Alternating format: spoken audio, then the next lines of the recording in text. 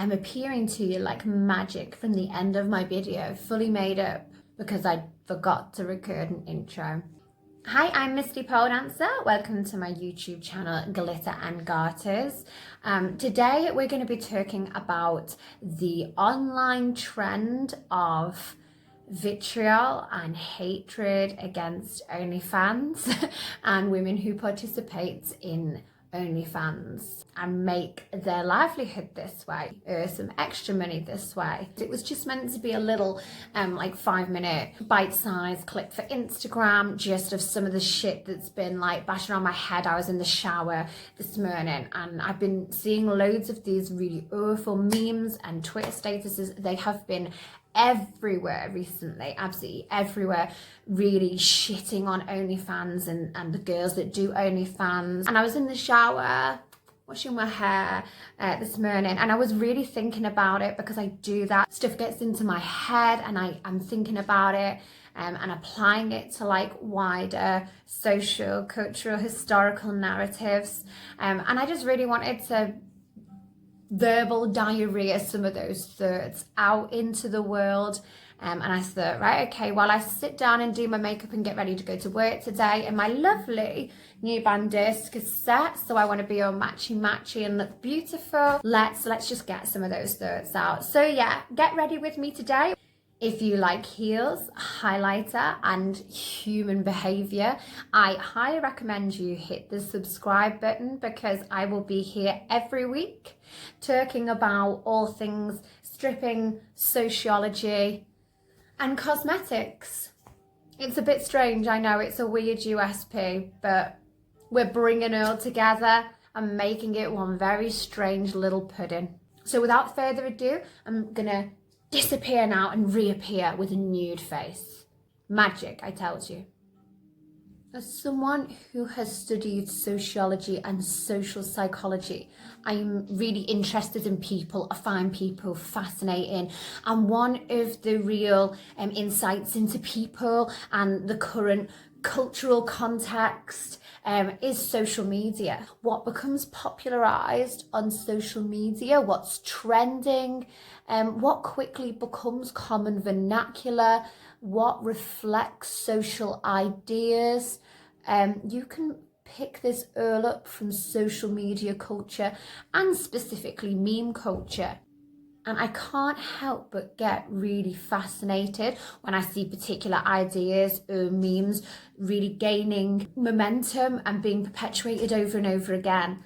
And one of those is the hatred and vitriol towards OnlyFans and anybody who partakes within OnlyFans. And this has really gained momentum since the onset of the COVID pandemic. People who previously would never have considered themselves candidates for the sex industry or the sexual entertainment industry suddenly are finding themselves in a financial position where that has become an accessible and feasible option for them. And as someone who's worked within the sexual entertainment industry, I'm never surprised by the hatred towards people who undertake that line of work. You know, I've been exposed to that kind of criticism and derogatory statements for the past 17 years of my life. But as access to online sex industry mediums has become easier and it's become more normalized for women particularly to have an OnlyFans. You know, there's lots of jokes and comments that everybody now has their Facebook, their Instagram, a Tinder and OnlyFans. This has created a real attitude of venomous vitriol for a lot of people and particularly men. There are so many men that are so angry about the idea of women making money in this way. You do not have to go far on social media, on Twitter or Facebook or Reddit or Instagram to stumble across normally a guy either posting a meme or a status or a comment that is angrily degrading women who have OnlyFans accounts and make their money this way. And it's all the same bullshit comments, you know, like making an honest living, who wants to wife somebody that everyone's seeing their bumhole. I can respect you, but I don't want to date you. I don't want my future wife to have had her body seen by everybody. Is there a single woman that exists anymore? Oh no, sorry, it's normally. Is there a single female that exists anymore that doesn't have an OnlyFans? And of course, wherever there is men criticising the actions of women, you find the pick-me's. Oh my God, I swear I'm the only female who does not have an OnlyFans.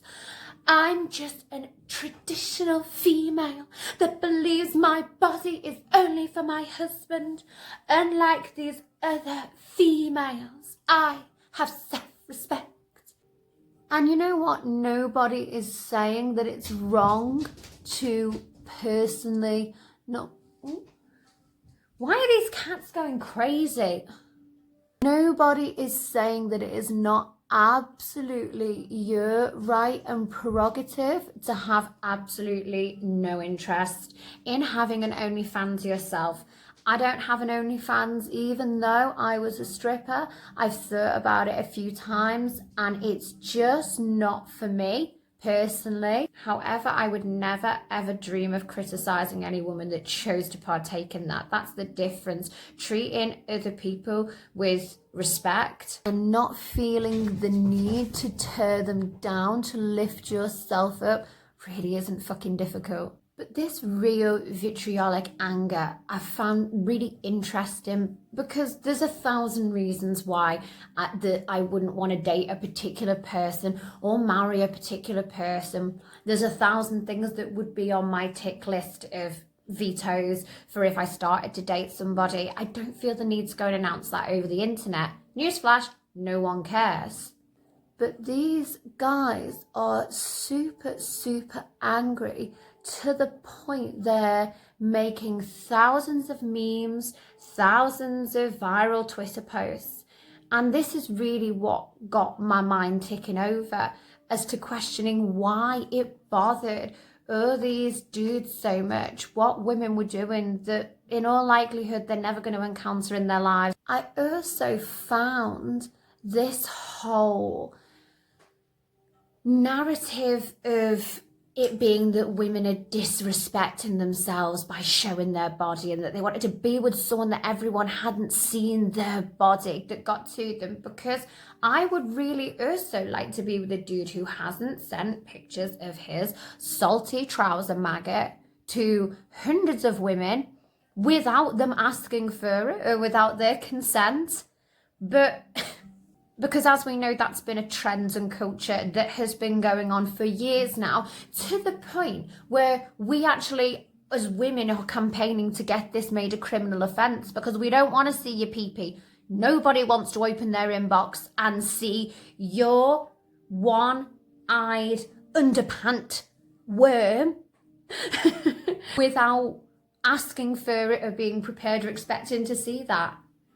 And that's when I really started thinking. My theory is that the anger towards women who are profiting from OnlyFans is because men diddled their own market.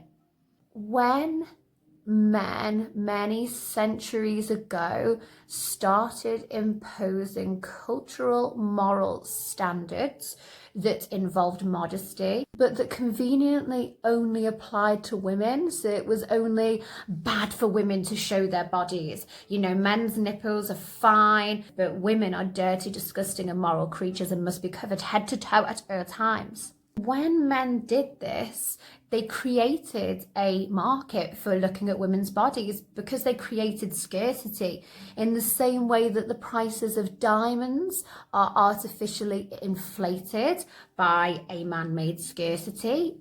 And Nintendo behave in the same way when they release products. If you create a scarcity to a product, you create demand. Men created no demand for their own product.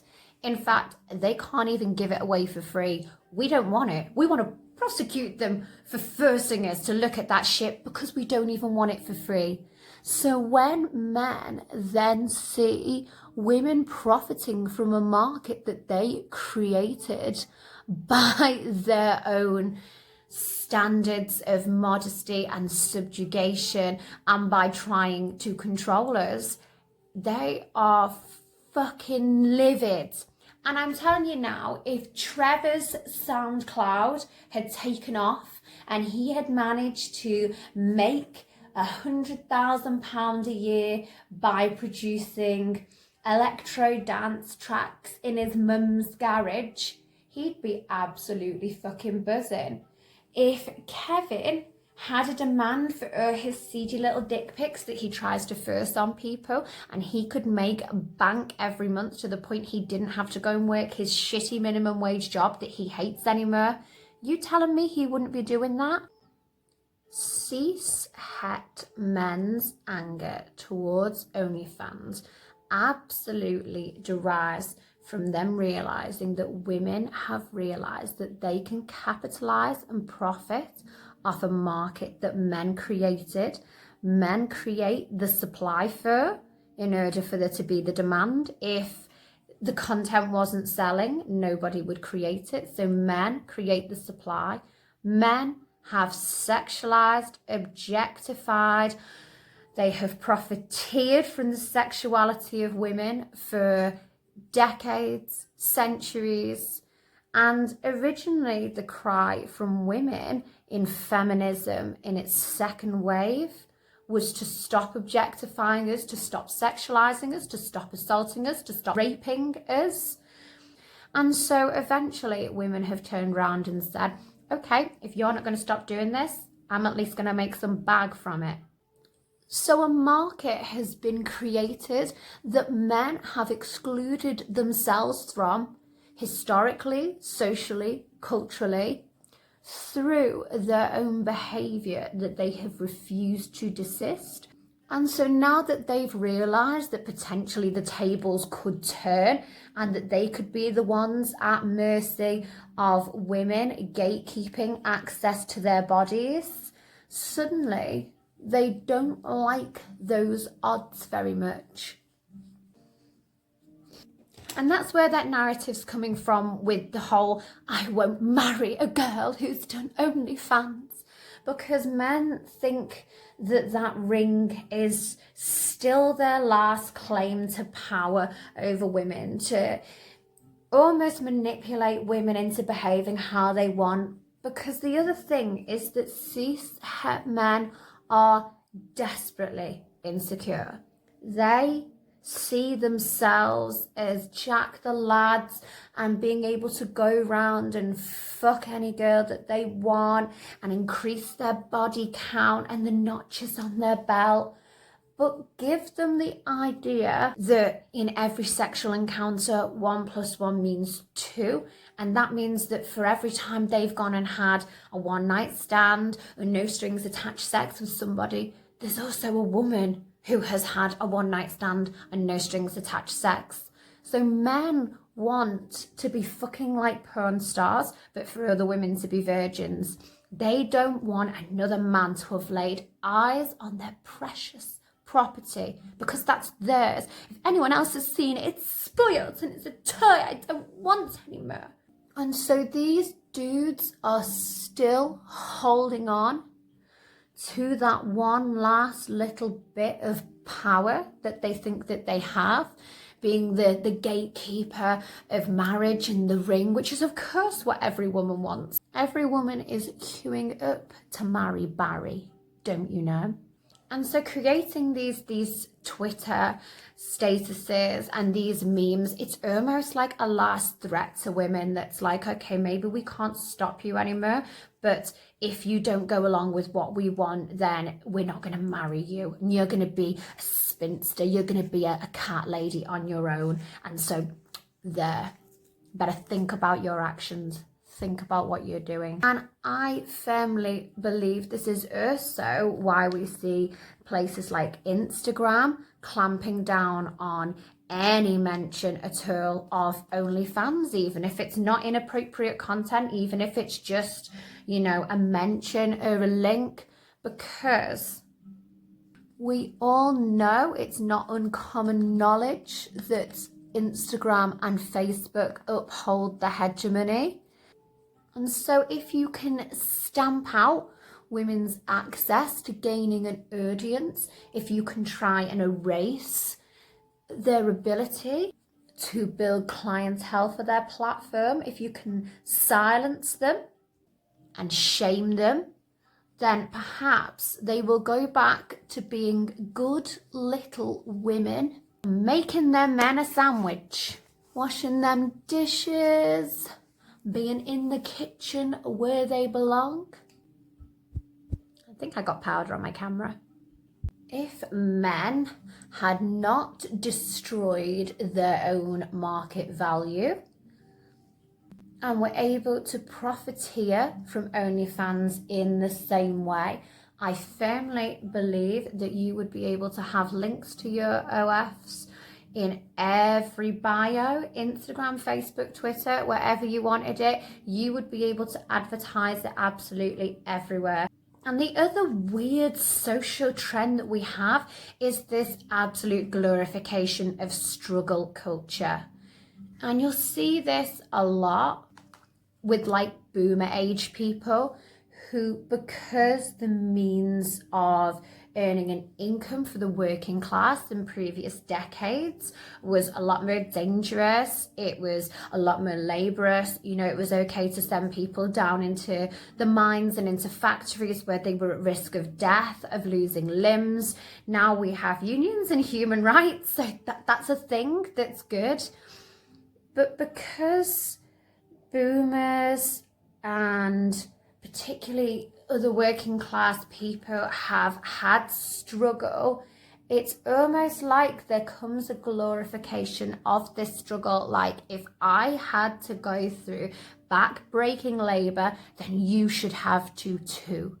And I have never got this, especially when it comes from family members to the younger generations. Like, Barbara, if you know what a struggle it was as a woman, if you had to shut your mouth and take being beaten and get up off the floor and grab him another beer because you weren't allowed to have your own bank account and you physically didn't have the financial means to leave, why the fuck would you want your granddaughters to go through the same? And very often when you see the posts of women who are really tired of having OnlyFans criticised, and they're like, say what you want about OnlyFans, but I've just bought my dream house at 24. Like, fucking amazing. I'm 35 and I'm probably never going to be able to afford to buy a house. So if somebody has been able to, at 24, buy their own property because of doing OnlyFans, more power to them. But you get all the guys who come in and it's like, you know, talking about a real job and like taking the easy way out. And what are you gonna do when the OnlyFans thing dries up? Nobody wants to buy your content anymore. Like, you're gonna be fucked and you're gonna be destitute and you're gonna be homeless and you're gonna be a street prostitute and you're gonna be on drugs and I'm gonna spit on you.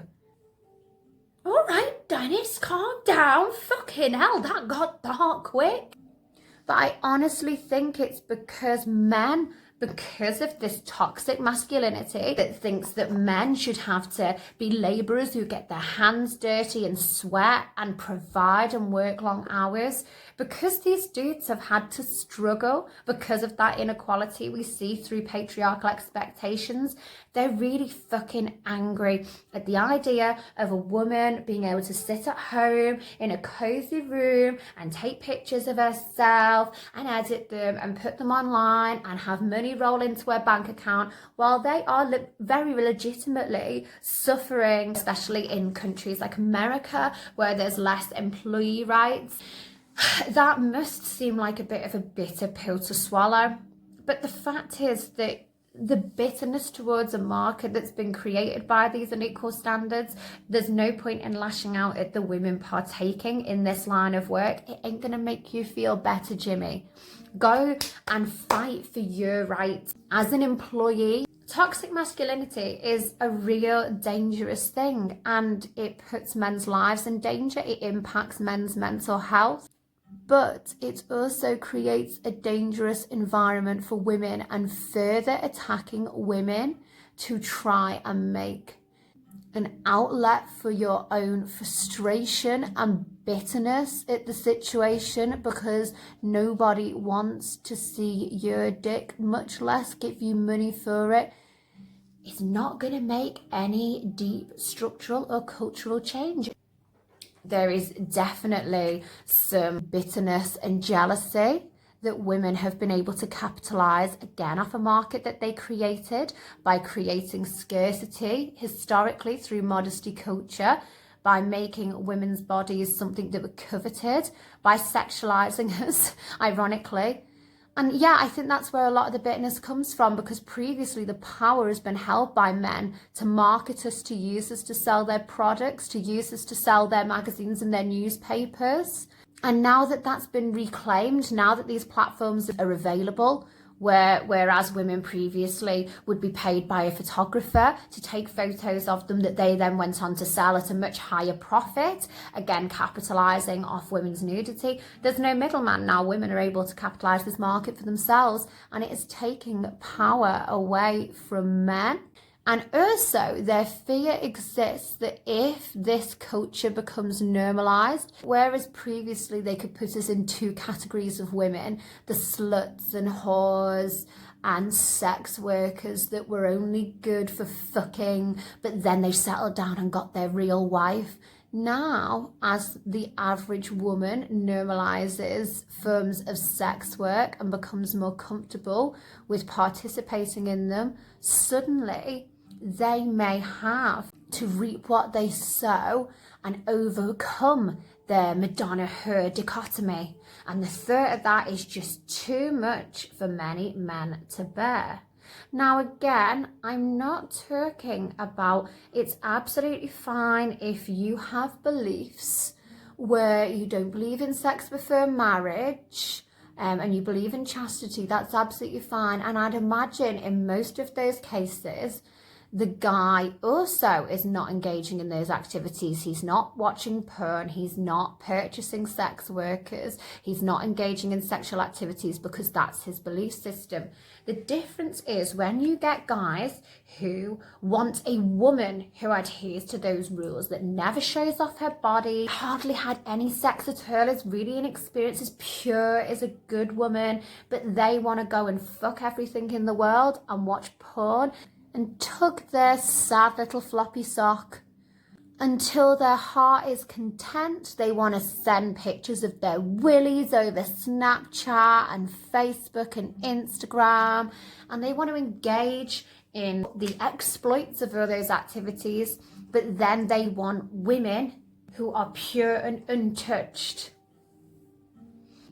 As a great person once said, you don't get to wank with one hand and point the finger with the other. I went for a bit more of a subtle eye today, but I'm going to do a nice big burgundy lip now. So I'll be right back in one sec.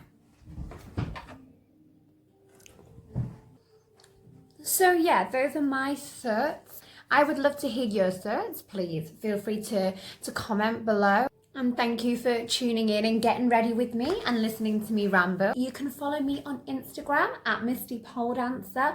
I'm here on YouTube, Glitter&Garterz, and I will be back next week. Thank you very much.